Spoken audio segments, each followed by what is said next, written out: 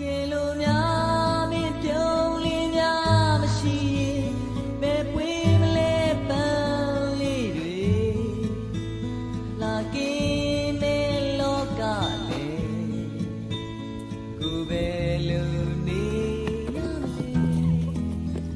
ကယ်လို့များအိမ်မဲလေးများတွေမှာစုံစည်းခွင့်မရှိ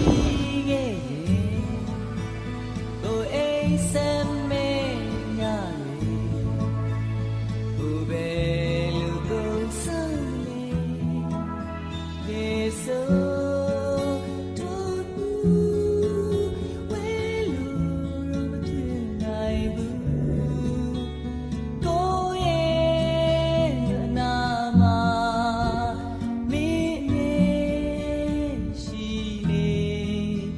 တကယ်လို့များကိုတွေ့လေးများတွေမှာချစ်ဆုံးမင်းမရှိခဲ့ရင်